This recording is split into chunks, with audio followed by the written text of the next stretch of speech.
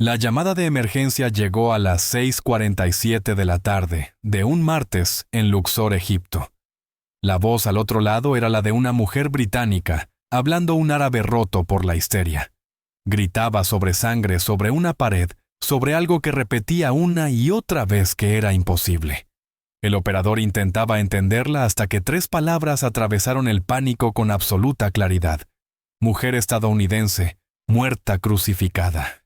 Cuando la policía llegó al modesto edificio de apartamentos en la orilla occidental de Luxor, encontraron a los vecinos reunidos en el pasillo. Algunos lloraban, otros permanecían en un silencio atónito. Dentro del apartamento 3B, descubrieron algo que atormentaría incluso a los investigadores más experimentados durante el resto de sus carreras. Susan Mitchell, una maestra jubilada de 55 años de Phoenix, Arizona, estaba fijada a la pared de su sala con clavos industriales de construcción. Sus brazos estaban extendidos, los clavos atravesaban sus palmas, sus pies cruzados y clavados por los tobillos. Había sido colocada en una posición de crucifixión perfecta contra la pared color crema del apartamento que había alquilado para cumplir su sueño de retirarse en Egipto. La escena del crimen era tan brutal, tan meticulosa, tan cargada de furia, que incluso detectives curtidos tuvieron que salir a tomar aire. Aquello no era un robo que había salido mal. No era un crimen de pasión repentina. Era un mensaje escrito en sangre y sufrimiento, una declaración de que alguien quería que Susan Mitchell muriera de la forma más agonizante y simbólica posible. Había llegado a Egipto buscando paz tras décadas enseñando historia en secundaria. Había venido para caminar entre los templos que había estudiado toda su vida, sentir el sol del desierto en su rostro. Y finalmente, vivir la aventura que había postergado durante 30 años mientras criaba hijos y construía una carrera en Phoenix. En cambio, encontró un horror que jamás podría haber imaginado. La investigación que siguió revelaría una red de extremismo religioso, odio cultural, y las consecuencias mortales cuando prejuicios antiguos se encuentran con mujeres modernas que se niegan a vivir según reglas escritas hace miles de años.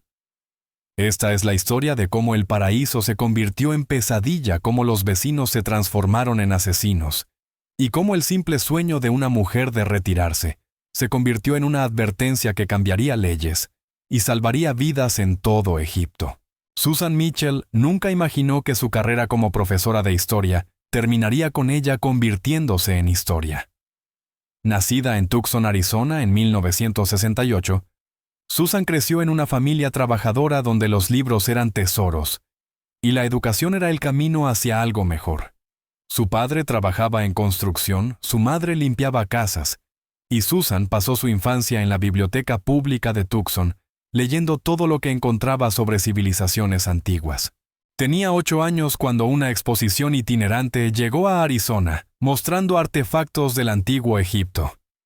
Su madre reunió como pudo los $5 de la entrada, y Susan se quedó parada frente a una máscara funeraria dorada durante 40 minutos, completamente absorbida por la idea de que personas habían vivido y muerto miles de años atrás, dejando pistas de su existencia. Ese momento definió el resto de su vida. Estudió historia en la Universidad Estatal de Arizona, se graduó con honores en 1990 y comenzó inmediatamente a enseñar en una escuela secundaria de Phoenix. Se especializó en civilizaciones antiguas, y su aula era famosa en todo el distrito por los proyectos elaborados que creaba. Los estudiantes construían modelos a escala de pirámides, escribían en jeroglíficos, momificaban pollos, usando técnicas egipcias que Susan había investigado durante meses para lograr exactitud histórica. Susan hacía que la historia cobrara vida, y durante 30 años entregó su corazón a enseñar a los niños que el pasado no estaba muerto, solo dormía esperando ser recordado. Su vida personal fue menos exitosa que su vida profesional.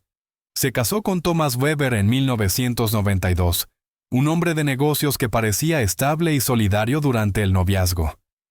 Tuvieron 2 hijos, Emily, nacida en 1995, y David, nacido en 1997. Durante la primera década el matrimonio pareció lo suficientemente sólido. Thomas trabajaba muchas horas. Susan manejaba el hogar y su carrera de docente. Los niños crecieron en una casa suburbana cómoda con piscina y columpios en el patio. Pero para 2005 empezaban a aparecer grietas. Thomas se había vuelto distante crítico con la dedicación de Susan a la enseñanza, resentido, porque llevaba trabajo a casa todas las noches molesto, porque dedicaba los veranos a desarrollar nuevos planes de estudio, en lugar de centrarse en renovaciones del hogar. Él quería una esposa que organizara cenas elegantes y jugara tenis en el club. Susan quería inspirar a los niños a amar el aprendizaje. La distancia entre ellos creció cada año, hasta que en 2012, Thomas anunció que se iba. Había conocido a alguien en el trabajo, alguien más joven, alguien que según él entendía mejor sus necesidades. El divorcio fue amargo y costoso. Se finalizó en 2013. Susan se quedó con la casa, pero tuvo que refinanciarla para comprar la parte de Thomas. Tenía 45 años, empezando de nuevo financiera y emocionalmente. Emily se graduó de la universidad y se mudó a Denver para un trabajo de consultoría. David se unió a los Marines y fue destinado a California. Susan se quedó sola en la casa de Phoenix, enseñando durante el día, calificando exámenes por la noche, y pasando los fines de semana limpiando una casa que se sentía demasiado grande para una sola persona. Se repetía a sí misma que estaba bien, que tenía su carrera y a sus hijos, y que eso era suficiente. Pero cada mañana despertaba con la sensación de que su vida estaba a medio terminar. Como si toda la aventura y alegría que había pospuesto por la vida adulta responsable se estuviera escurriendo mientras corregía pruebas de vocabulario y asistía a reuniones con padres. Los años pasaron en un torbellino de planes de clases, conferencias con padres y veranos dedicados a reorganizar su aula. Emily se comprometió, luego se casó, luego quedó embarazada. David fue desplegado en el extranjero 2 veces. Susan asistió a la boda de su hija sola, se sentó en la mesa de solteros, sonrió para las fotos y volvió a una casa vacía. Tenía 53 años y comprendió con una claridad repentina que había pasado 3 décadas preparando a otras personas para sus futuros, mientras que el suyo se hacía cada vez más pequeño con cada año. La decisión de jubilarse temprano llegó en enero de 2023, cuando la madre de Susan falleció tras una breve enfermedad. Su madre había sido muy cuidadosa con el dinero toda su vida. Trabajando como empleada doméstica y ahorrando cada dólar posible, dejó a Susan $400,000.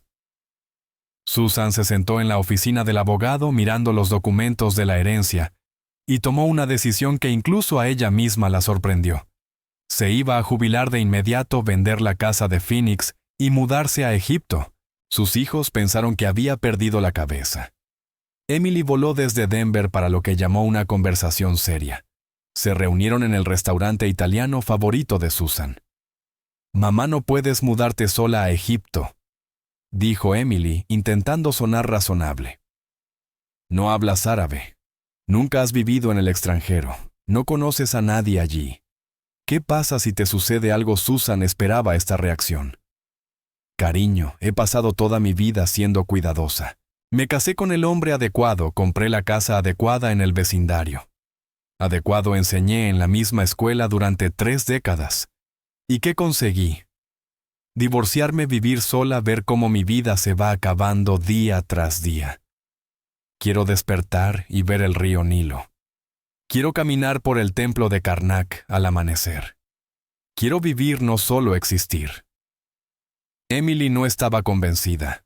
«Mamá, entiendo que quieras aventura, pero...» «Egipto. ¿Por qué no algún lugar más seguro? Italia, España, Portugal. Lugares donde hablan idiomas que puedes aprender fácilmente, donde no acosan a las mujeres estadounidenses en la calle». Susan comprendía las preocupaciones de su hija, pero ya había tomado una decisión. Había estado leyendo sobre Egipto, investigando foros de expatriados, viendo videos de YouTube de estadounidenses y europeos que se habían jubilado allí. Llevaba 30 años enseñando sobre los faraones, las pirámides y el Valle de los Reyes. Quería verlo todo con sus propios ojos. David llamó desde California, más directo en su preocupación. «Mamá, Egipto es peligroso para mujeres estadounidenses que viajan solas. Te convertirás en blanco de estafadores, te acosarán en la calle, quizá algo peor. He leído las advertencias del Departamento de Estado.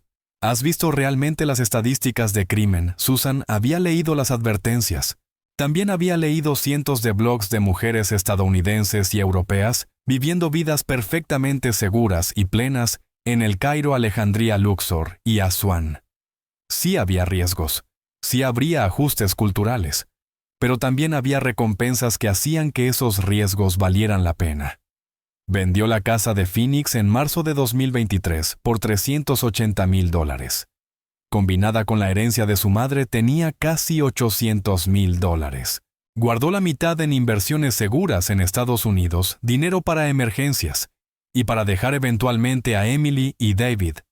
Se llevó $400,000 con ella, dinero para vivir durante años en Egipto, donde el costo de vida era solo una fracción del de Phoenix. Investigó cuidadosamente las ciudades. El Cairo era demasiado grande, demasiado lleno, demasiado contaminado. Alejandría era hermosa pero cara. Ella quería Luxor. Luxor era la antigua ciudad de los ladrones, hogar del Valle de los Reyes, y el Valle de las Reinas, la mayor concentración de monumentos faraónicos del mundo. La ciudad se extendía a ambos lados del Nilo, la ciudad moderna en la orilla este, y la necrópolis antigua en la orilla oeste, donde los faraones estaban enterrados en tumbas ocultas, excavadas en las montañas del desierto. Susan quería vivir en la orilla oeste, cerca de los sitios arqueológicos que había estudiado durante toda su carrera. Encontró un apartamento a través de un foro de expatriados en línea. 2 dormitorios, amueblado, balcón, con vistas a campos agrícolas y montañas lejanas. $600 al mes, incluidos los servicios. En Phoenix pagaba $2,000 al mes por su hipoteca. En Luxor podía vivir cómodamente con $1,500 al mes, incluyendo alquiler, comida, transporte y entretenimiento. Su pensión como docente, combinada con sus ahorros, significaba que nunca tendría que trabajar de nuevo. Reservó un billete de ida a El Cairo para el 1 de septiembre de 2023. Solo ida, no ida y vuelta. No estaba visitando, se estaba mudando. Emily lloró cuando Susan le dijo la fecha. David dijo que era el mayor error de su vida, pero Susan se sentía más viva que en años. Pasó el verano vendiendo o donando la mayoría de sus pertenencias. 30 años de muebles, utensilios de cocina, decoraciones, libros. Se quedó con sus materiales de enseñanza favoritos y los envió a Egipto en 2 cajas grandes. Guardó su ropa y artículos personales y los empacó en 2 maletas. Todo lo demás, toda la evidencia física de su vida en Phoenix, lo dejó ir. Su último día en Estados Unidos fue el 31 de agosto. Emily y su esposo condujeron desde Denver para despedirse en el aeropuerto de Phoenix. David no pudo obtener permiso por sus deberes militares, pero hizo una videollamada desde California. «Mamá, por favor, reconsidera», dijo, su rostro serio en la pantalla. «Aún no es tarde para cancelar el vuelo. Nos preocupa que estés tan lejos donde no podemos ayudarte si algo sale mal». Susan besó a su hija, abrazó a su yerno y miró el rostro de David en la pantalla. «Los quiero a ambos más que a nada en este mundo. Son lo mejor que he hecho en mi vida, pero los crié para ser independientes, para perseguir sus sueños, para vivir plenamente. Ahora es mi turno. Me lo he ganado». Cruzó el control de seguridad con 2 maletas y un equipaje de mano. No miró atrás. Tenía 55 años, y su nueva vida la estaba esperando al otro lado del Océano Atlántico. El vuelo de Phoenix a El Cairo fue largo, con una conexión en Nueva York. Susan apenas durmió, demasiado emocionada para cerrar los ojos. Leyó su guía de Lonely Planet por 5ª vez, repasó sus frases básicas de árabe y observó el mapa en la pantalla del asiento mientras el avión cruzaba el océano. Cuando comenzaron el descenso hacia El Cairo, Susan miró por la ventana y vio la ciudad extendiéndose abajo, millones de edificios hasta el horizonte, el río Nilo, cortando el paisaje como una cinta plateada.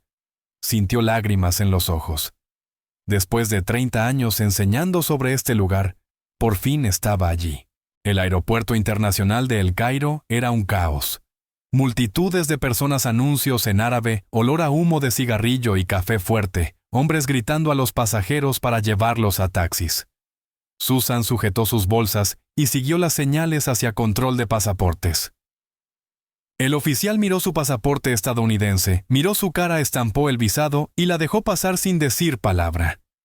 Recogió sus 2 maletas en la cinta y salió a la zona de llegadas donde cientos de personas esperaban. Susan había contratado a un conductor para llevarla directamente de El Cairo a Luxor, un viaje de 6 horas hacia el sur. Lo encontró sosteniendo un cartel con su nombre.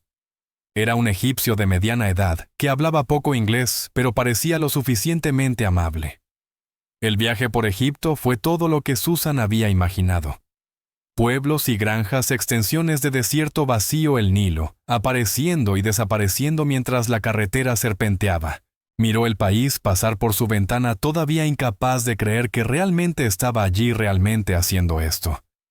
Llegaron a Luxor a última hora de la tarde del 2 de septiembre de 2023.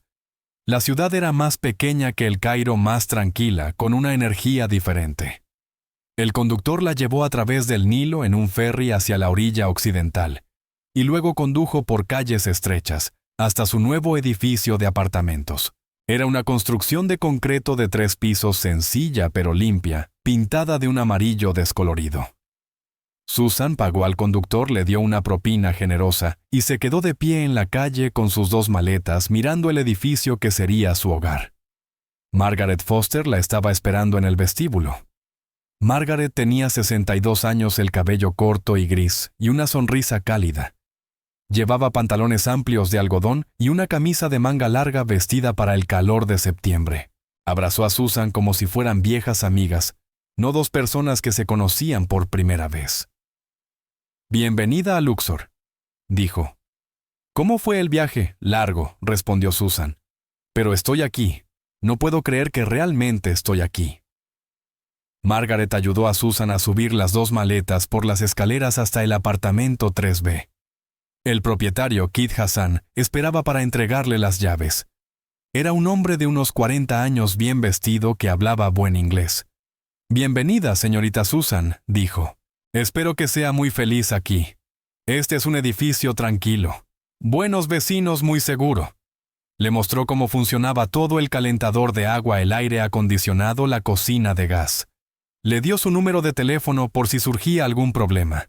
Luego se marchó y quedaron solo Susan y Margaret en el apartamento. «Déjame mostrarte el vecindario», dijo Margaret. «Necesitas saber dónde comprar, dónde comer, cómo moverte». Caminaron por las calles de la orilla oeste mientras comenzaba a ponerse el sol. Margaret señaló las pequeñas tiendas de comestibles, la panadería, la farmacia, las paradas de taxi.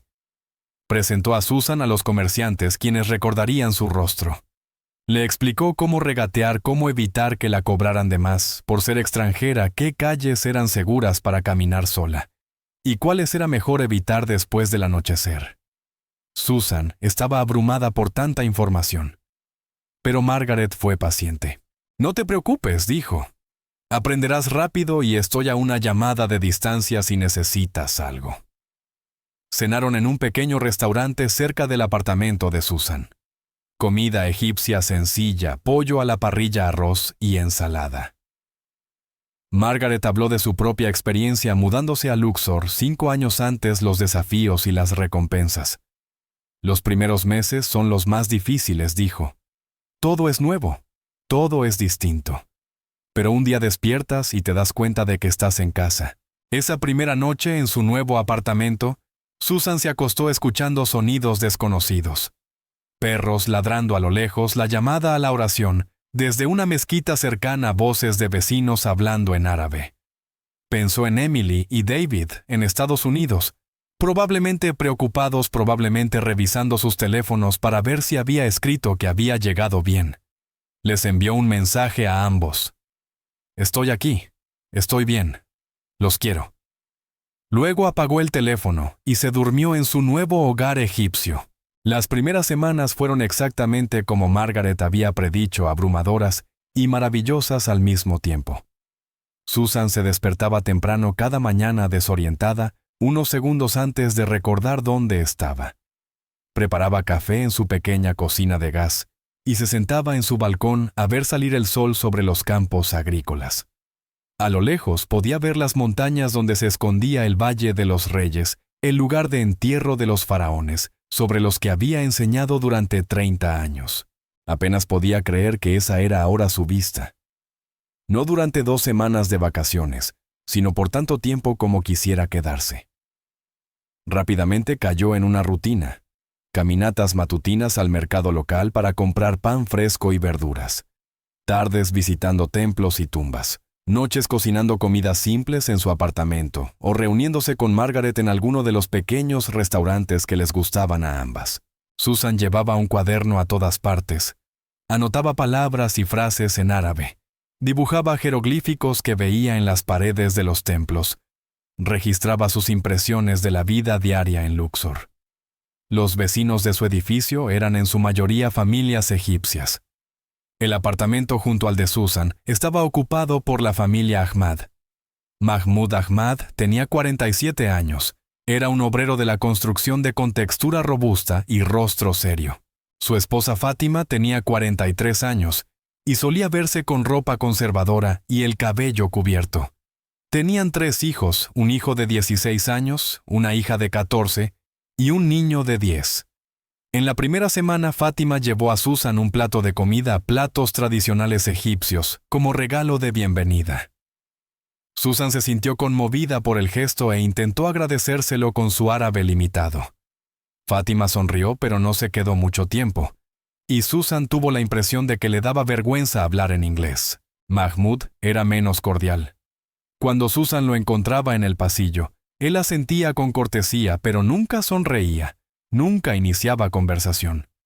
Margaret explicó que esto era normal.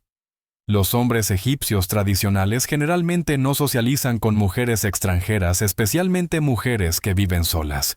No es personal, es cultural. No lo tomes como una grosería, dijo. Susan intentó ser respetuosa con las costumbres locales. Se vestía con modestia, cubriéndose los hombros y usando pantalones o faldas largas. Aprendió a decir los saludos básicos en árabe. Era amable, pero no insistente con sus vecinos. A finales de septiembre sentía que comenzaba a encontrar su lugar en la comunidad. Sus días estaban llenos de exactamente las actividades con las que había soñado durante tantos años enseñando en Phoenix. Visitó el templo de Karnak y pasó horas caminando entre las enormes columnas, leyendo los jeroglíficos, imaginando a los antiguos sacerdotes realizando sus rituales.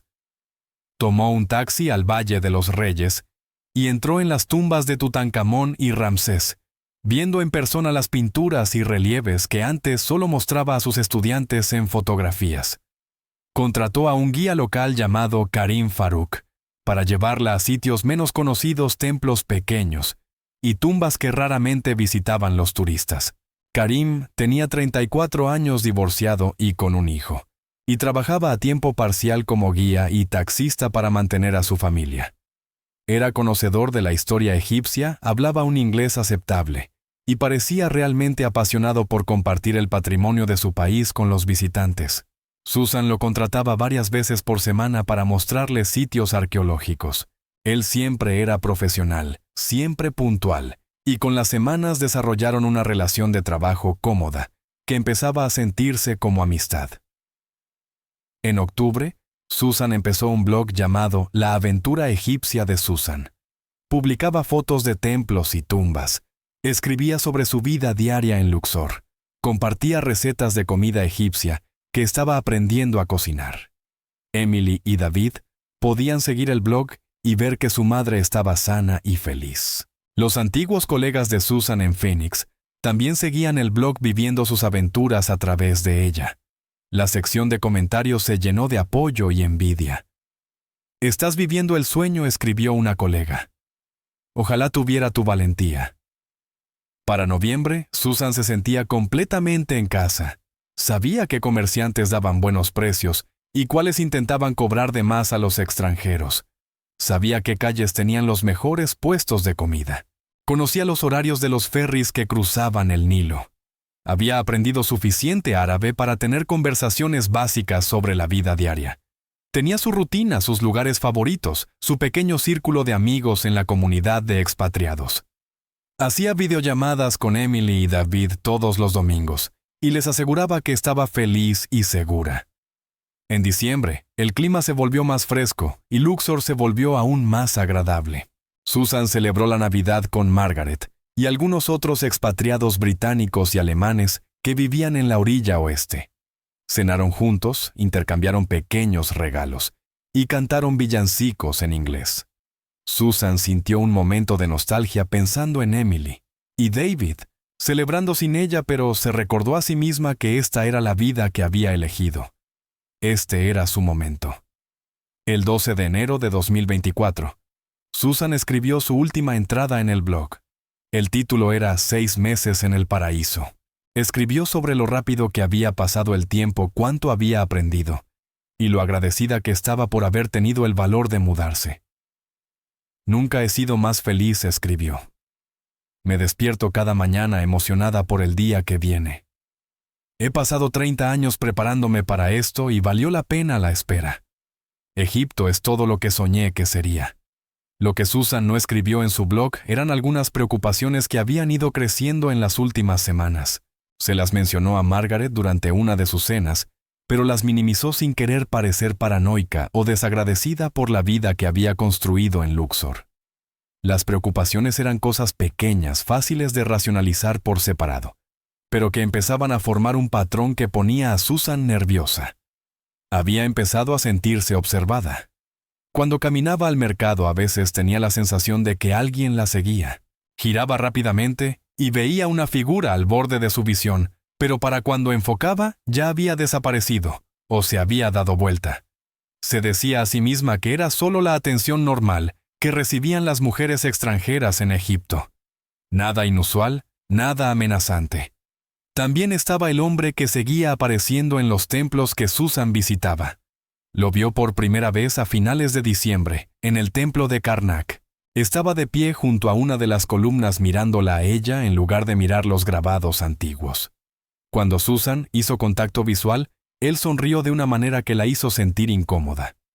Susan se alejó rápidamente y no pensó mucho más en ello, hasta que lo vio de nuevo unos días después en un templo más pequeño en la orilla oeste.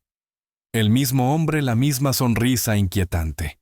Lo mencionó a Karim durante una de sus visitas guiadas, y Karim dijo que estaría atento, que se aseguraría de que Susan no estuviera siendo molestada. El tercer incidente ocurrió el 8 de enero. Susan volvía a casa desde el mercado por la tarde cargando bolsas de verduras y pan. Escuchó pasos detrás de ella siguiendo su ritmo. Ella caminó más rápido. Los pasos también. Se giró y vio a un hombre a unos 10 metros detrás. Podía ser el mismo hombre de los templos, pero no estaba segura. Él se detenía cuando ella se detenía mirándola. Susan sintió acelerarse su corazón. La calle estaba relativamente concurrida, había otras personas alrededor, así que siguió caminando sin decir nada. Cuando llegó a su edificio y miró hacia atrás, el hombre ya no estaba. Esa noche llamó a Emily y casi mencionó los incidentes, pero se detuvo. ¿Qué iba a decir? Que a veces sentía que la observaban, que un hombre le había sonreído en un templo, que alguien caminaba detrás de ella en la calle. Sonaba paranoico incluso para sus propios oídos. Emily entraría en pánico y exigiría que volviera inmediatamente. Así que Susan no dijo nada. Se convenció de que estaba siendo demasiado sensible, que estas eran experiencias normales para una mujer occidental viviendo en Egipto. El 20 de enero ocurrió algo más inquietante. Susan se despertó por la mañana y abrió la puerta de su apartamento para encontrar un gato muerto en su umbral. Era un gato gris pequeño, claramente asesinado recientemente, colocado de manera deliberada para que ella lo viera al salir a su caminata matutina. Susan sintió náuseas. Llamó a Margaret, quien llegó inmediatamente. Margaret la ayudó a deshacerse del gato y trató de tranquilizarla. Probablemente solo niños del vecindario gastando una broma, dijo Margaret. Ya sabes cómo hay gatos callejeros por todas partes en Egipto. No le des demasiadas vueltas.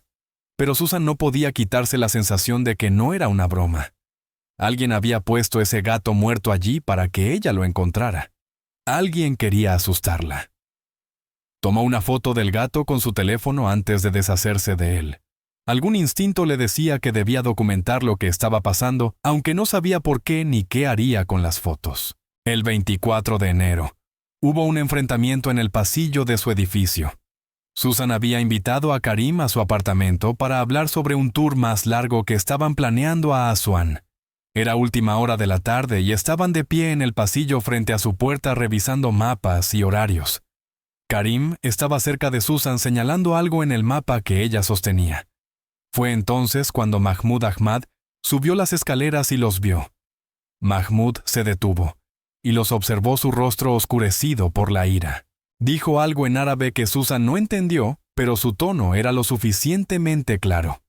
Karim respondió en árabe con la voz defensiva.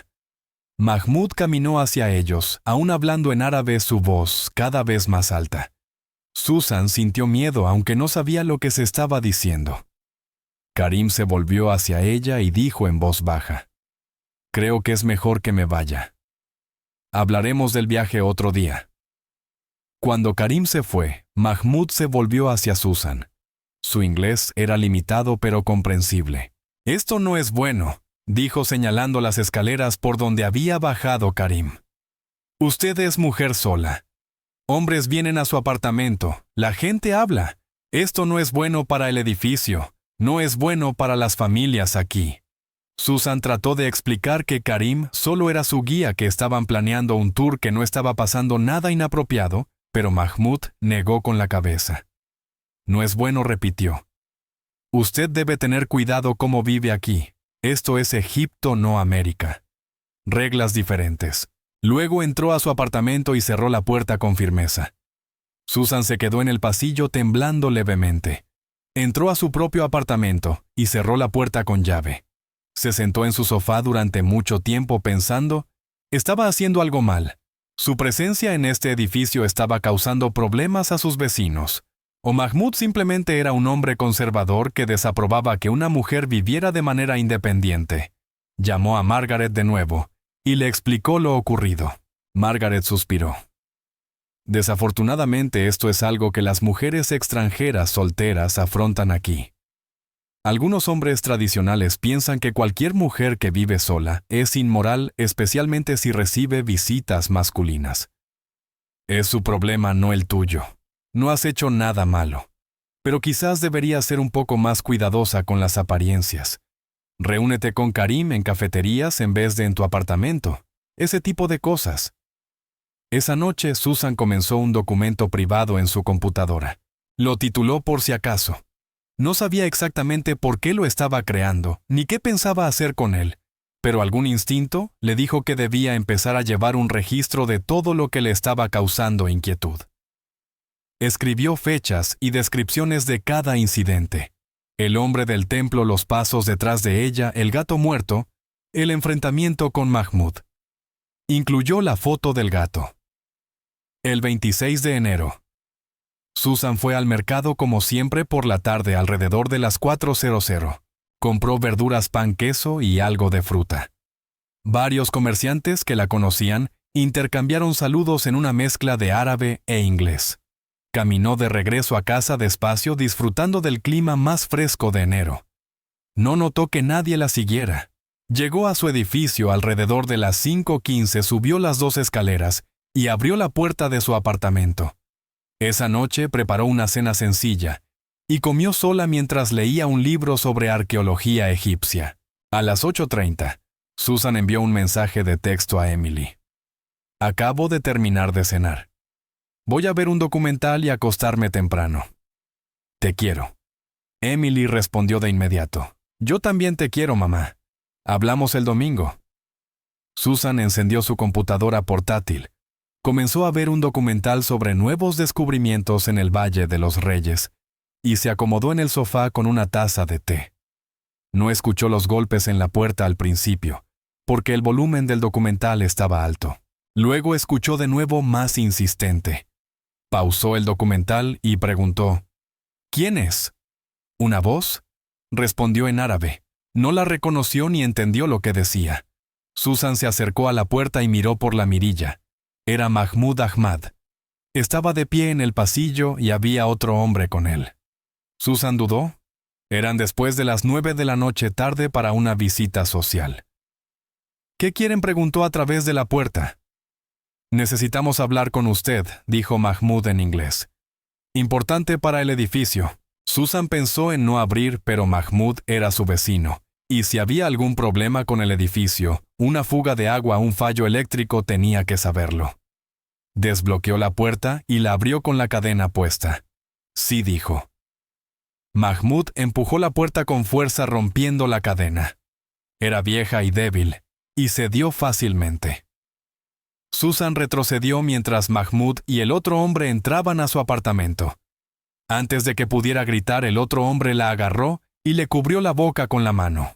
Lo que ocurrió en las siguientes 2 horas sería reconstruido más tarde por los investigadores, a partir de pruebas físicas, resultados de la autopsia, y las confesiones de los 2 hombres que destruyeron la vida de Susan Mitchell, de la manera más brutal imaginable.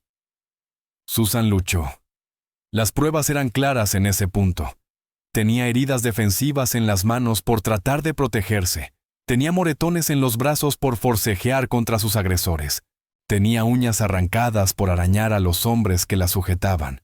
Pero era una mujer de 55 años, sola contra 2 hombres más jóvenes, más fuertes y llenos de rabia. La dominaron. La golpearon.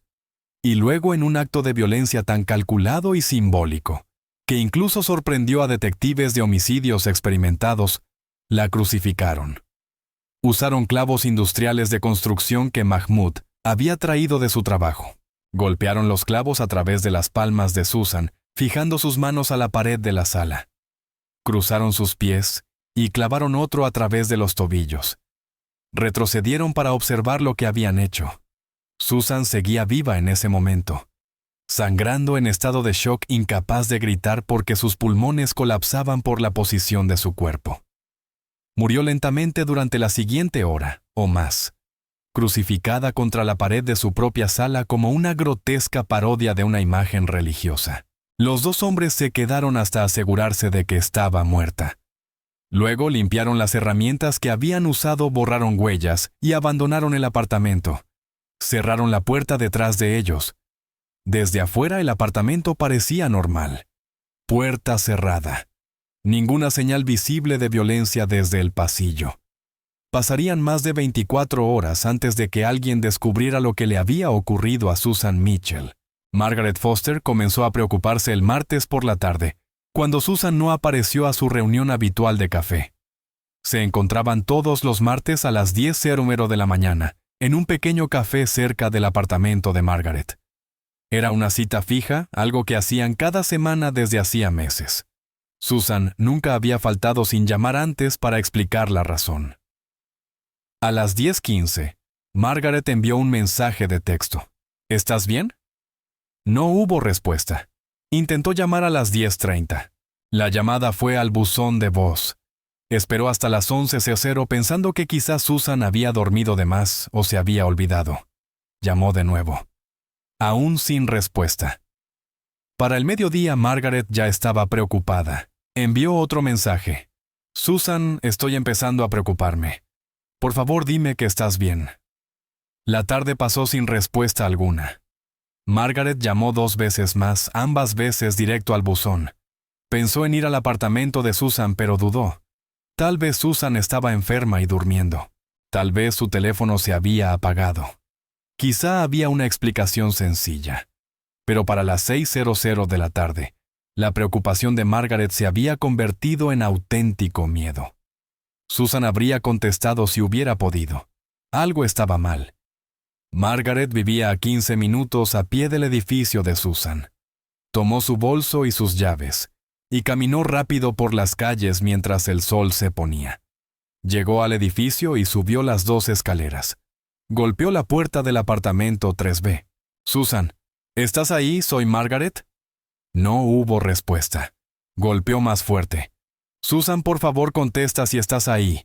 Estoy preocupada por ti». La puerta estaba cerrada, pero no completamente. Cuando Margaret golpeó por tercera vez, se abrió un poco. El corazón le dio un salto. «Susan», llamó hacia el interior del apartamento. Empujó la puerta para abrirla más. El pasillo por dentro parecía normal. Podía ver la cocina, nada fuera de lugar. ¿Estás bien?, volvió a llamar mientras entraba. Caminó por el pasillo corto hacia la sala. Las luces estaban apagadas, pero entraba suficiente luz de las farolas de la calle como para ver. Margaret miró hacia la sala y empezó a gritar. Susan estaba en la pared. Sus brazos extendidos clavados por las palmas. Sus pies cruzados y clavados por los tobillos. Su cabeza colgaba hacia adelante, el mentón apoyado en el pecho. La sangre había corrido por la pared color crema formando líneas oscuras. La escena parecía salida de una pintura medieval de un martirio. Excepto que esto era real. Era su amiga. Y estaba ocurriendo en un apartamento tranquilo de Luxor en el año 2024. Margaret gritó una y otra vez. No podía dejar de gritar. Los vecinos escucharon. Se abrieron puertas en el pasillo. La gente salió corriendo. Miraron dentro del apartamento y vieron lo que Margaret estaba viendo. Más gritos, voces en árabe, caos en el pasillo. Alguien llamó a la policía. La llamada entró a las 6:52 de la tarde. Los agentes de la División de Investigación Criminal de Luxor llegaron a las 7:12. Encontraron a Margaret sentada en el suelo del pasillo temblando sin control, incapaz de hablar. Encontraron vecinos reunidos en la puerta, algunos llorando, otros rezando. Entraron al apartamento y vieron a Susan Mitchell crucificada en la pared de su sala. El investigador principal que llegó a la escena fue el inspector Youssef Mansour, un veterano de 20 años en la policía de Luxor. Había trabajado cientos de casos, visto todo tipo de violencia, todo tipo de muerte, pero nunca algo como aquello. Se quedó un minuto entero de pie en la sala de Susan, simplemente observando, intentando procesar lo que tenía enfrente. La médica forense llegó a las 7:30. Hizo observaciones preliminares sin tocar el cuerpo. La víctima llevaba muerta entre 24 y 48 horas según el estado corporal. La causa probable de muerte parecía ser pérdida de sangre y shock por las heridas de los clavos, pero necesitarían una autopsia completa para confirmarlo. Había señales de lucha, moretones en los brazos, heridas defensivas en las manos. Los clavos usados eran clavos industriales de construcción de aproximadamente 15 centímetros de largo, clavados directamente en la pared de concreto, con fuerza considerable. El apartamento estaba por lo demás intacto, sin signos de entrada forzada, aunque la cadena de la puerta estaba rota. La cocina normal. El dormitorio normal. Nada robado, nada revuelto. No había sido un robo, no había sido un ataque aleatorio. Era personal específico simbólico. Alguien había querido que Susan Mitchell muriera de esa manera en particular. El detective Mansour comenzó el proceso de asegurar la escena del crimen, fotografiar todo, recoger pruebas y entrevistar testigos. Los vecinos del pasillo fueron interrogados. La mayoría dijo no haber escuchado nada inusual en los últimos 2 días. El edificio tenía paredes delgadas y los sonidos se oían con facilidad, pero nadie reportó gritos ni ruidos de lucha. O Susan fue silenciada rápidamente, o el ataque ocurrió cuando la mayoría de los vecinos no estaban en el edificio. La embajada estadounidense fue contactada de inmediato. Jennifer Rhodes, una funcionaria de asuntos consulares, fue asignada al caso. Habló por teléfono con el detective Mansour esa misma noche y dijo que llegaría a Luxor a la mañana siguiente para ayudar en la investigación y coordinarse con la familia de Susan en Estados Unidos. Emily y David tenían que ser notificados. Esta era la peor parte del trabajo del detective Mansour, llamar a los familiares para decirles que su ser querido había sido asesinado. Hizo la llamada a las 10:00 de la noche, hora de Luxor, que eran las 3:00 de la tarde en Denver, donde vivía Emily. Emily contestó pensando que quizá era su madre por fin devolviendo la llamada después de no responder en todo el día. La conversación fue breve y devastadora. Ha ocurrido un incidente con su madre, dijo el detective Mansour a través de un traductor. Lamento mucho informarle que Susan Mitchell fue encontrada muerta en su apartamento esta tarde. Emily no entendió al principio. ¿Cómo que muerta? ¿Fue un ataque al corazón? ¿Estaba enferma? Lo siento, dijo el traductor. El detective dice que su madre fue asesinada. Estamos investigando las circunstancias. Emily dejó caer el teléfono. Llamó a David de inmediato. Ambos reservaron vuelos de emergencia a Egipto saliendo al día siguiente. Llegarían a El Cairo el 29 de enero y viajarían directamente a Luxor. Mientras tanto, la investigación apenas comenzaba. El apartamento fue procesado en busca de pruebas. Se levantaron huellas de todas las superficies. Se recogieron muestras de ADN. Se examinó la puerta y su cadena rota. La médica forense retiró cuidadosamente el cuerpo de Susan de la pared, un proceso que tomó más de una hora porque los clavos habían sido clavados muy profundamente en el concreto. El cuerpo de Susan fue llevado a la morgue para una autopsia completa. La línea de tiempo fue establecida mediante registros telefónicos y declaraciones de testigos. La última vez que se vio viva a Susan fue el 26 de enero alrededor de las 4:00 de la tarde en el mercado local. Varios comerciantes recordaron haberla visto y confirmaron que parecía normal, no angustiada ni asustada. Su último mensaje de texto a Emily fue enviado a las 8:30 de esa noche. Estaba viva en ese momento. Según la evaluación forense, la muerte ocurrió en la noche del 26 o en la madrugada del 27 de enero. La pregunta que todos se hacían era, ¿quién podría hacer algo tan brutal? ¿Y por qué la autopsia se completó el 28 de enero? La causa oficial de muerte fue exsanguinación, desangramiento por las heridas de los clavos. Susan había estado viva cuando fue clavada a la pared. Había muerto lentamente durante un periodo de al menos una hora, posiblemente más. Los clavos en las palmas habían cortado arterias. La posición de su cuerpo, brazos extendidos y elevados, habría dificultado cada vez más la respiración. Con el paso del tiempo, esencialmente se había asfixiado mientras se desangraba.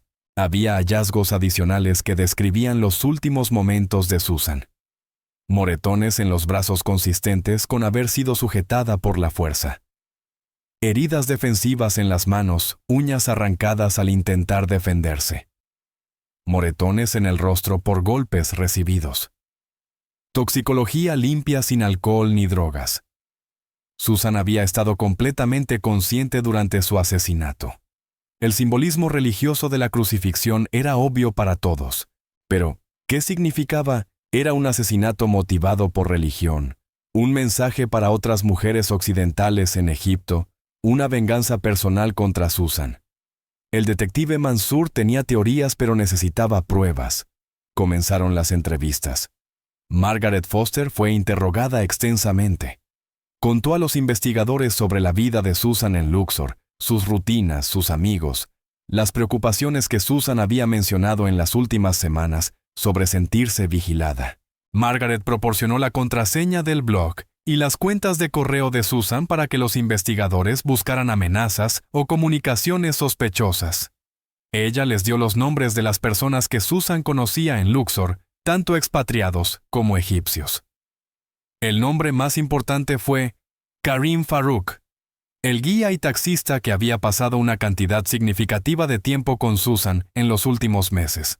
Margaret explicó que Susan y Karim habían desarrollado una amistad, que él le había propuesto matrimonio y que Susan lo había rechazado.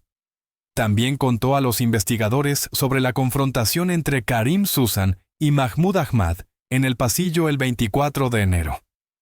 Karim fue llevado para ser interrogado el 29 de enero. Llegó a la comisaría nervioso, sudando, claramente consciente de que era sospechoso. El detective Mansour lo interrogó durante 3 horas. Karim admitió que tenía sentimientos por Susan, que había esperado que su relación profesional pudiera convertirse en algo más. Explicó que casarse con una mujer estadounidense le habría dado oportunidades para viajar, obtener una visa para Estados Unidos y ofrecer una vida mejor a su hijo. Fue honesto sobre sus motivaciones, lo cual lo hacía parecer más creíble. Cuando Susan dijo que no, ¿cómo se sintió?, preguntó el detective Mansour. Karim bajó la mirada hacia sus manos. Estaba decepcionado, triste, pero lo entendí. Ella era una buena mujer. Tenía derecho a tomar sus propias decisiones. Yo aún quería ser su amigo, seguir trabajando como su guía. No había enojo, no había malos sentimientos. Y la confrontación con Mahmoud Ahmad insistió Mansur. Cuénteme qué pasó. Karim describió el incidente en el pasillo. Mahmud los había visto juntos y se enfureció. Acusó a Susan de comportamiento inmoral, de corromper el edificio con sus costumbres occidentales. Le dijo a Karim que hombres como él, musulmanes que pasaban tiempo con mujeres extranjeras, estaban traicionando su fe y su cultura. Karim defendió a Susan, dijo que ella no había hecho nada malo. La discusión se intensificó, pero luego Susan pidió a Karim que se fuera y él obedeció. ¿Dónde estaba la noche del 26 de enero?, preguntó el detective. Karim dijo que estaba trabajando llevando turistas en su taxi.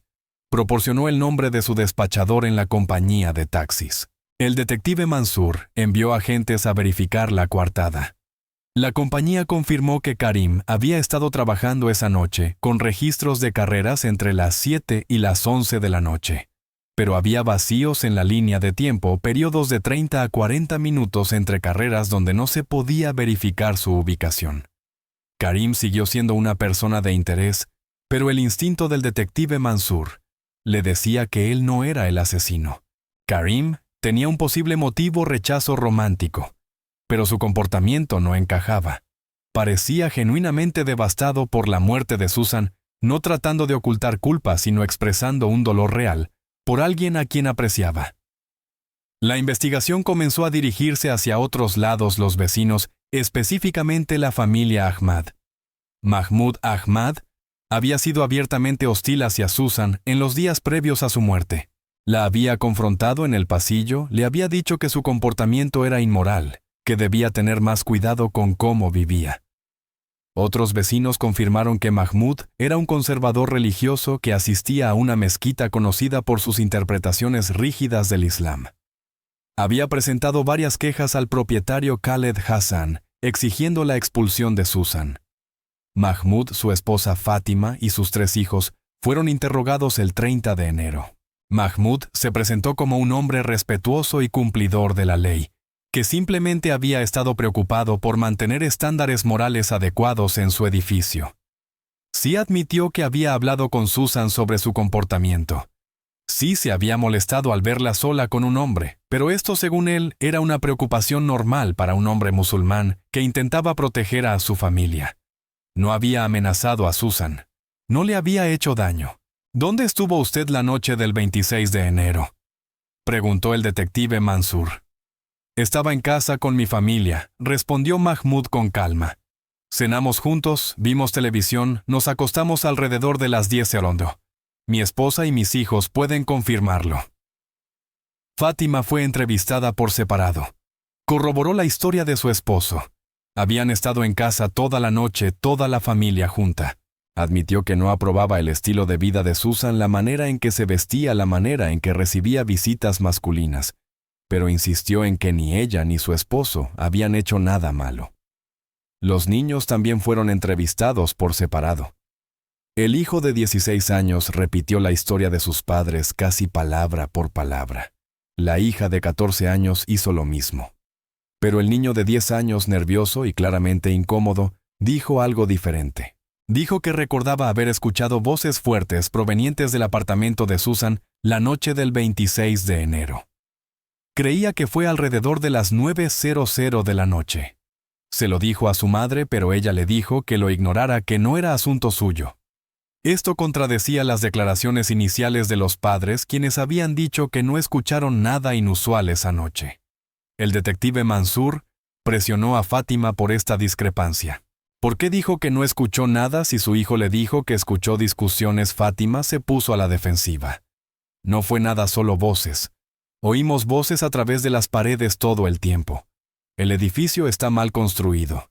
No pensé que fuera importante. La investigación avanzaba, pero aún no había pruebas directas que vincularan a Mahmud o a cualquier otra persona con el asesinato.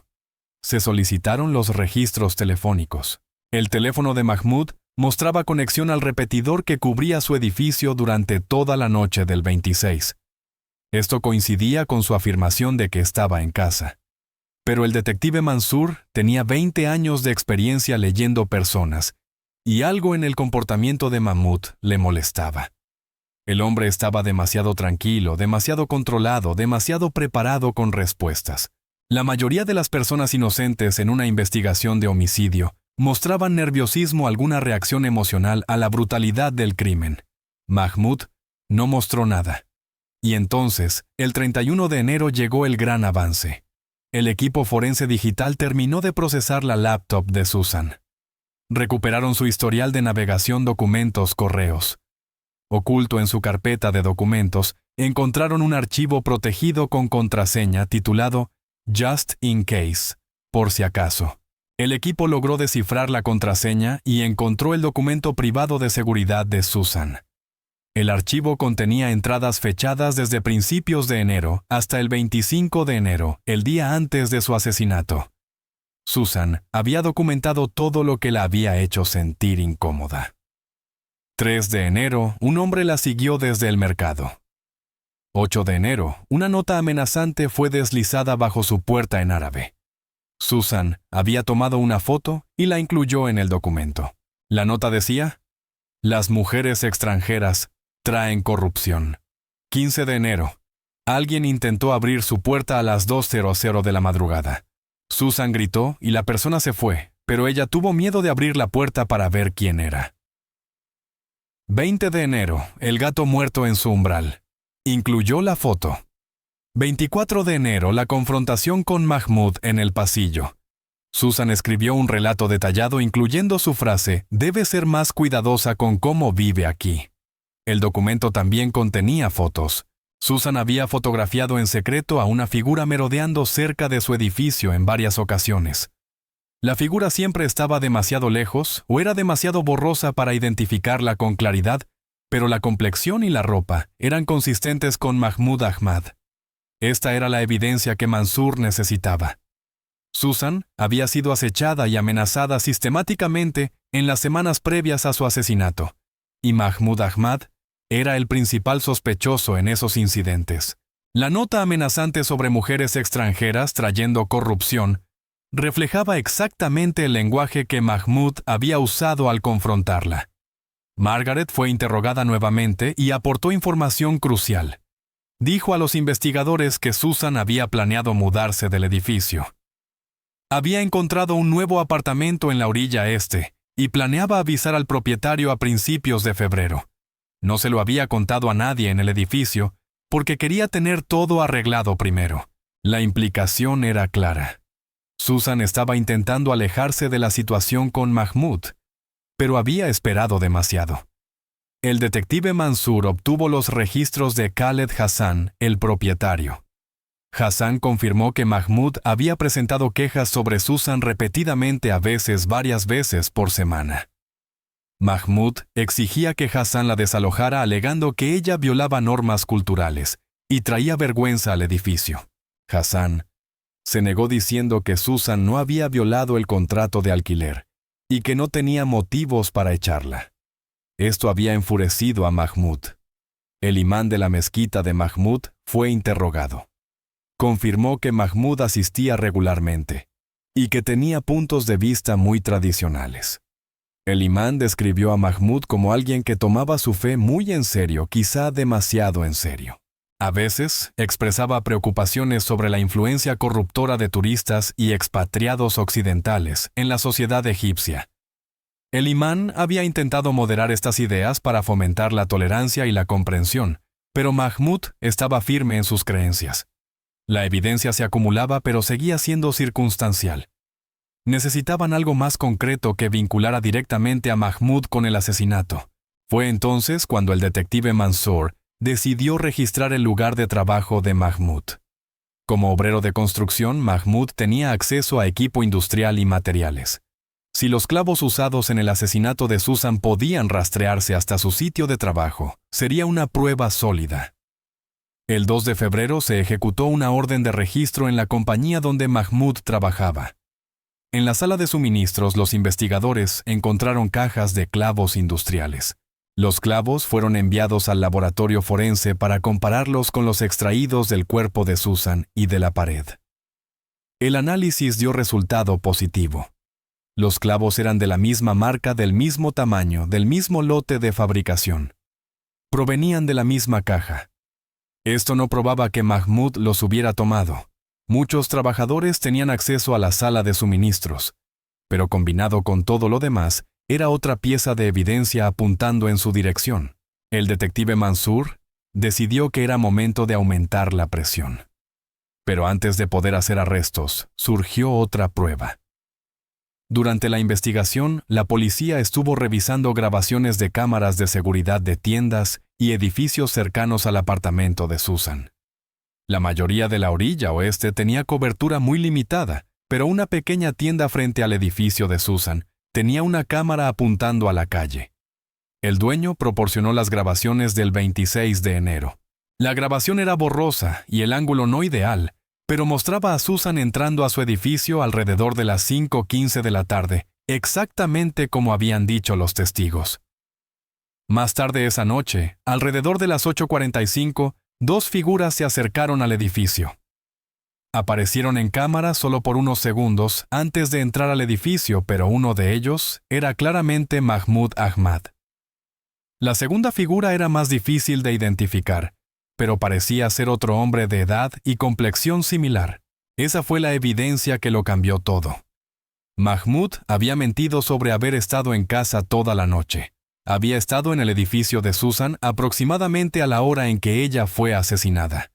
El detective Mansur ahora tenía suficiente para realizar arrestos. La segunda figura en el video fue identificada mediante registros telefónicos.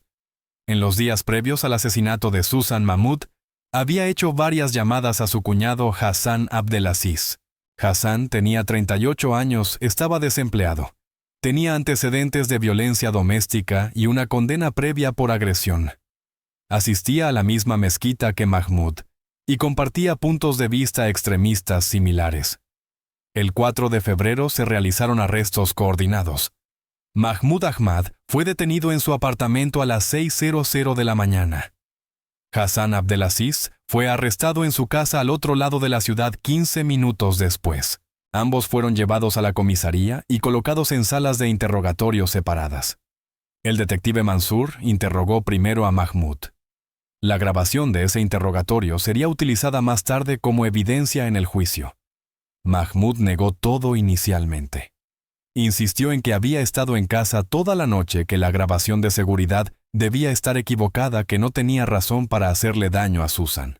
Pero cuando fue confrontado con la evidencia, la nota amenazante, las fotos tomadas por Susan, los clavos de su lugar de trabajo, el video mostrando su entrada al edificio, su historia comenzó a desmoronarse. El detective usó una técnica clásica. Le dijo a Mahmud que Hassan ya había confesado y que estaba culpándolo de todo.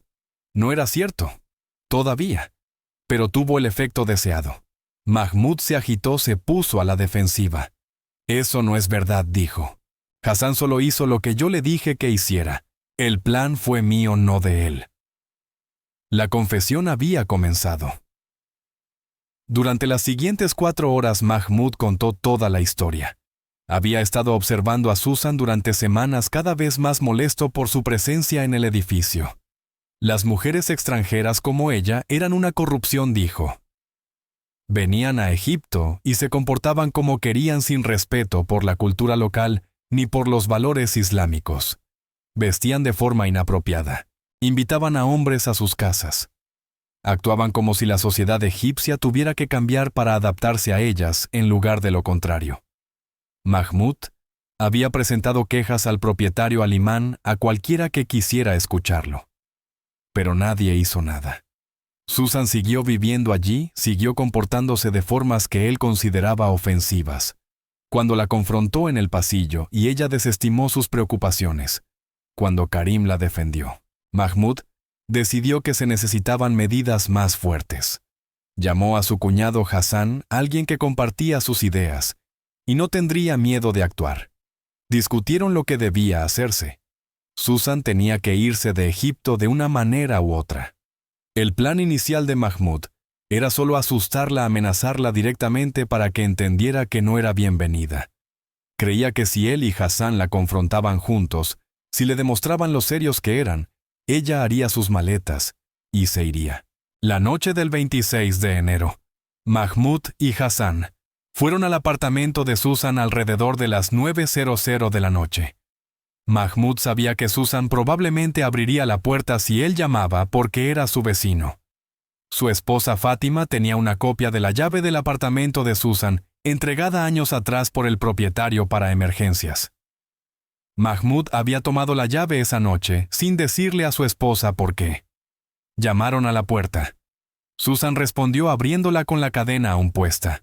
Mahmud le dijo que necesitaban hablar sobre un asunto importante del edificio. Susan abrió la puerta y ellos empujaron para entrar. Hassan agarró a Susan y le tapó la boca para que no gritara. Lo que ocurrió después, según la confesión de Mahmud, no estaba planeado. Habían pensado solo en amenazarla, decirle que debía abandonar Egipto inmediatamente o enfrentarse a consecuencias. Pero Susan luchó. Trató de gritar, trató de escapar. Hassan tuvo dificultades para controlarla. Ella pateó. Arañó. Mordió. Mahmud dijo que se enfureció. Esta mujer extranjera en un país musulmán, negándose a obedecer, negándose a mostrar respeto, luchando contra hombres que, según él, solo intentaban enseñarle el comportamiento adecuado. Mahmud la golpeó para que dejara de resistirse. Luego la golpeó de nuevo. Hassan la sujetaba, pero Susan seguía luchando. Fue entonces cuando Mahmud miró alrededor del apartamento y vio el material de construcción que había llevado un martillo y clavos en una bolsa. Los había traído pensando quizá en clavar la puerta desde fuera, encerrarla en su apartamento para asustarla. Pero ahora tenía una idea diferente.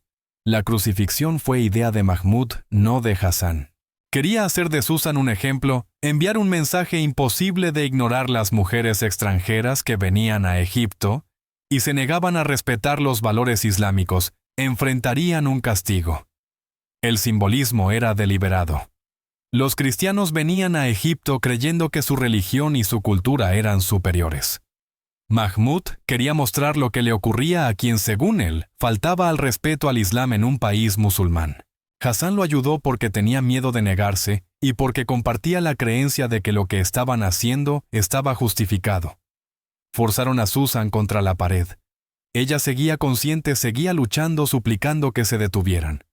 Mahmud tomó el martillo y el primer clavo. Lo clavó a través de la palma izquierda de Susan directamente en la pared. Susan gritó.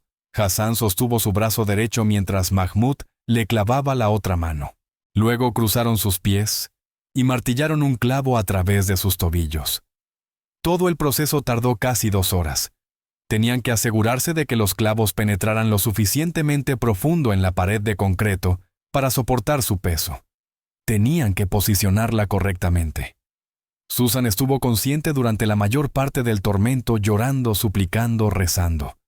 Mahmud dijo que no sintió ninguna compasión. Era necesario, le dijo al detective Mansur. Era justicia. Se quedaron hasta que Susan dejó de moverse hasta estar seguros de que estaba muerta. Luego limpiaron cuidadosamente llevándose el martillo y la bolsa, borrando huellas de las superficies que habían tocado. Salieron del apartamento y cerraron la puerta detrás de ellos. A la mañana siguiente, Mahmud fue al trabajo como si nada. No le dijo a su esposa lo que había hecho. Suponía que pasarían días antes de que alguien encontrara el cuerpo de Susan. Quizás semanas si creían que se había ido de viaje. Pero Margaret la encontró al día siguiente. Y ahora Mahmud estaba confesando un asesinato. Hassan fue interrogado por separado y también terminó confesando. Su historia coincidía con la de Mahmud en la mayoría de los detalles.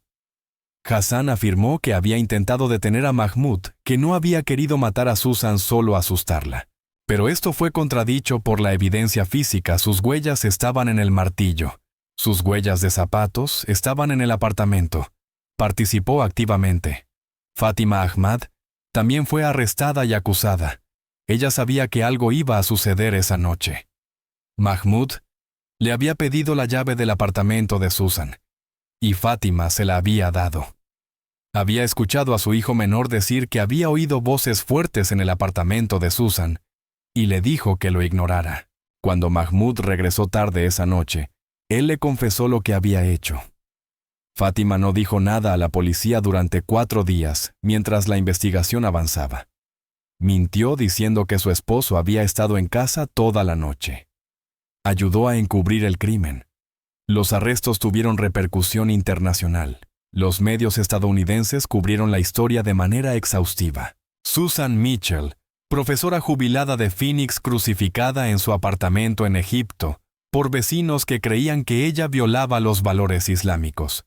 El Departamento de Estado emitió advertencias de viaje actualizadas para Egipto, mencionando específicamente los riesgos para mujeres estadounidenses que viajan solas. Emily y David llegaron a Luxor el 29 de enero, 2 días después de que se encontrara el cuerpo de su madre. Se alojaron en un hotel incapaces de entrar al apartamento de Susan porque seguía siendo una escena del crimen. Tuvieron que identificar el cuerpo de su madre en la morgue, una experiencia traumática que los perseguiría durante años. Declararon ante la policía, hablaron con Jennifer Rhodes de la embajada e intentaron entender cómo el sueño de su madre de jubilarse en Egipto había terminado en semejante horror. El juicio comenzó en marzo de 2024, en el Tribunal Criminal de Luxor. El caso de la fiscalía era abrumador: evidencia física, confesiones, testimonio de testigos y la propia documentación de Susan sobre el acoso que sufrió antes de su asesinato. Los abogados defensores intentaron varias estrategias. Primero, intentaron una defensa cultural, argumentando que Mahmoud y Hassan actuaron de acuerdo con sus creencias religiosas profundamente arraigadas y que no debían ser juzgados con estándares occidentales. El tribunal rechazó este argumento de inmediato. Un asesinato seguía siendo asesinato, independientemente de la motivación declarada. Luego intentaron alegar insanidad temporal, afirmando que ambos hombres estaban en un estado mental alterado por fervor religioso. Esto también fue rechazado. Las confesiones mostraban clara premeditación y planificación, no locura. Intentaron entonces culpar a la propia Susan, sugiriendo que ella había provocado el ataque con su comportamiento.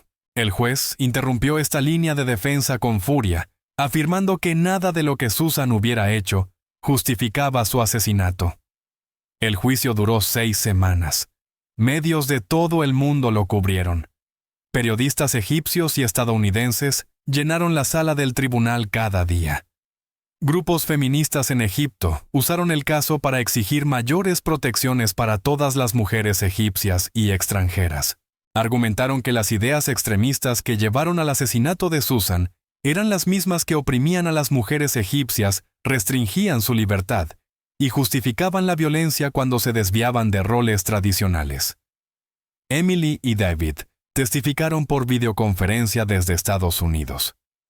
Emily habló al tribunal sobre la vida de su madre, sus décadas enseñando su pasión por la historia, su amabilidad y generosidad. Describió a su madre como una mujer respetuosa y bondadosa, que amaba la cultura egipcia y nunca tuvo intención de ofender a nadie. No merecía morir porque hombres de mente pequeña se sintieran amenazados por su independencia, dijo Emily con la voz quebrándose. David testificó sobre su última conversación con su madre, lo emocionada que estaba por su nueva vida en Luxor, lo segura y feliz que decía sentirse. Dijo que ella confiaba en que Egipto la recibiría del mismo modo en que ella había acogido a Egipto en su corazón durante 30 años de enseñanza. Dijo que esa confianza fue traicionada de la forma más brutal posible. El veredicto llegó en mayo de 2024. Mahmoud Ahmad fue declarado culpable de asesinato premeditado en primer grado. El tribunal lo condenó a muerte por ahorcamiento. Hassan Abdelaziz fue declarado culpable de asesinato en segundo grado, haber participado en el homicidio pero no haberlo planeado. Fue condenado a cadena perpetua, que en Egipto equivale a 25 años. Fátima Ahmad fue declarada culpable de ser cómplice después del crimen. Había proporcionado la llave que permitió a los hombres entrar al apartamento de Susan y mintió a la policía para proteger a su esposo. Fue condenada a 10 años de prisión. Los 3 acusados apelaron sus condenas. Las apelaciones fueron rechazadas. En la ley egipcia, especialmente en casos con víctimas extranjeras y atención internacional, los tribunales tenían poca paciencia para homicidios motivados por extremismo religioso. El gobierno quería enviar un mensaje claro: Egipto es seguro para turistas y expatriados, y la violencia contra extranjeros sería castigada con severidad. Mahmoud Ahmad fue ejecutado en diciembre de 2024.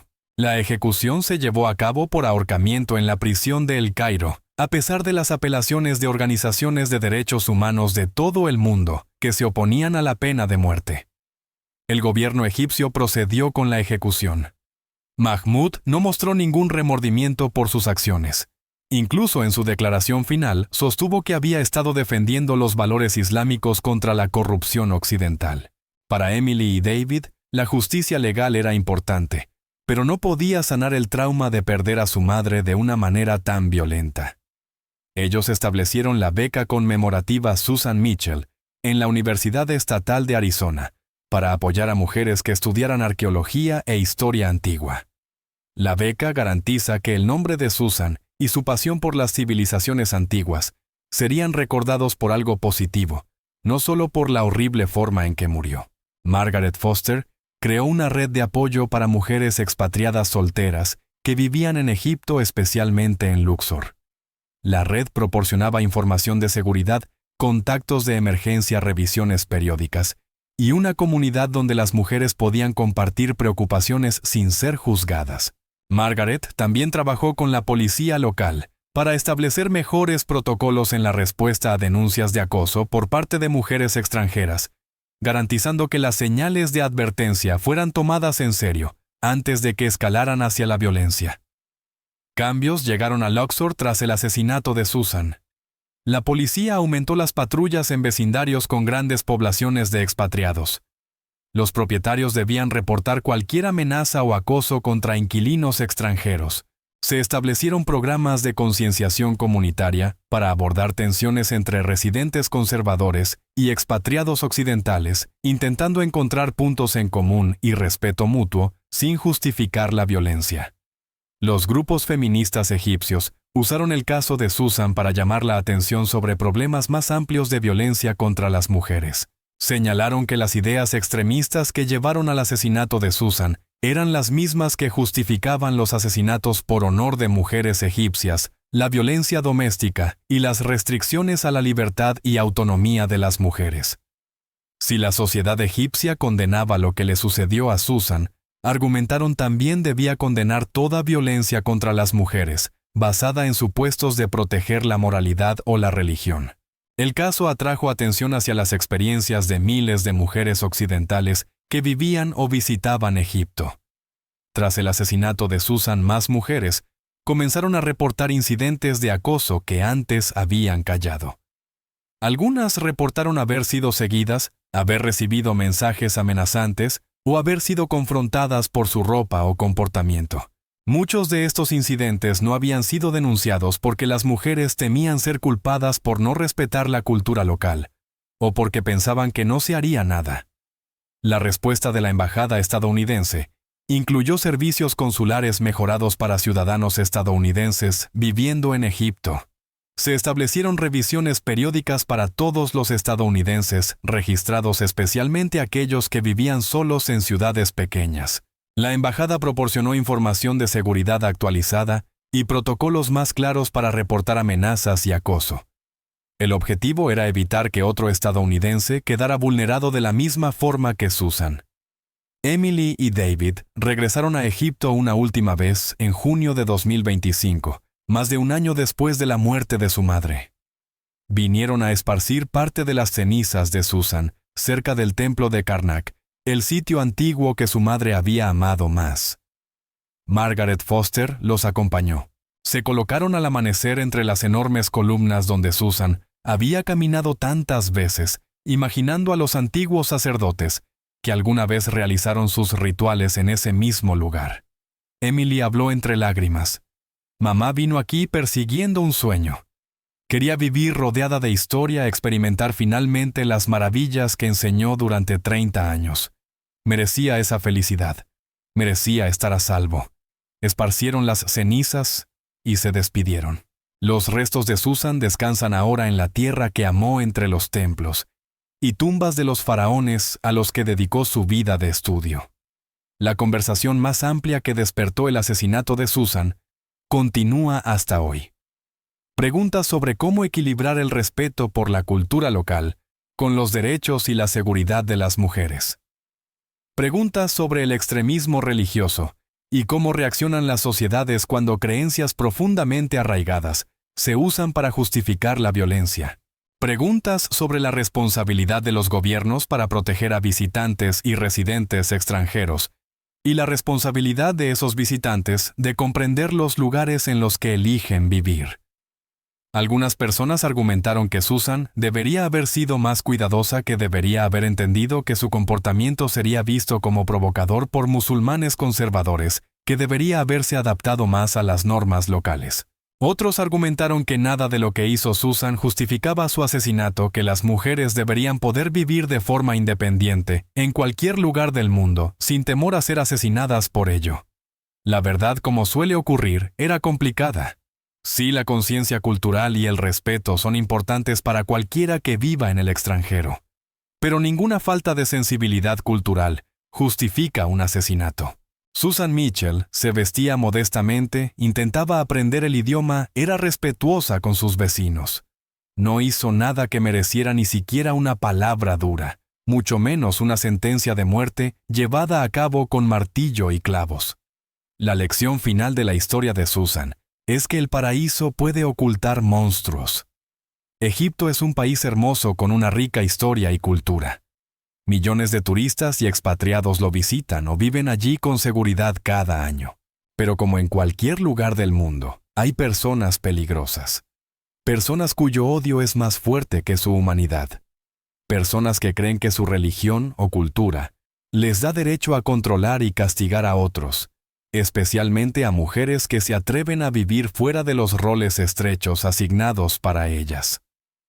Susan Mitchell llegó a Egipto siguiendo un sueño que comenzó cuando tenía 8 años, parada frente a una máscara dorada en un museo.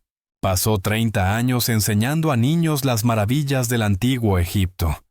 Finalmente tuvo la oportunidad de vivir entre esas maravillas, caminar en los pasos de los faraones, experimentar la cultura a la que había dedicado su vida académica. Durante 6 meses vivió su sueño. Y luego fue asesinada por hombres que no la vieron como un ser humano con esperanzas y sueños, sino como una amenaza que debía ser eliminada. Su historia garantiza que nadie olvide el precio del odio disfrazado de rectitud. Su muerte trajo cambios que probablemente han salvado otras vidas. Su beca apoya a mujeres que comparten su pasión por la historia antigua. Su memoria vive no solo en el horror de cómo murió, sino en las décadas de amor y dedicación que dedicó a enseñar a los niños a apreciar el pasado. Susan Mitchell murió en Luxor, Egipto, el 26 de enero de 2024. Tenía 55 años. Debería haber tenido décadas más para vivir, viajar, aprender y experimentar el mundo para el que había preparado a tantos otros. En cambio, se convirtió en otra mujer cuya independencia y espíritu amenazaron a hombres demasiado débiles para aceptar que las mujeres no son propiedad que pueda controlarse. Pero la voz de Susan no fue silenciada por los hombres que la mataron. Su historia fue contada. Sus asesinos fueron capturados y castigados.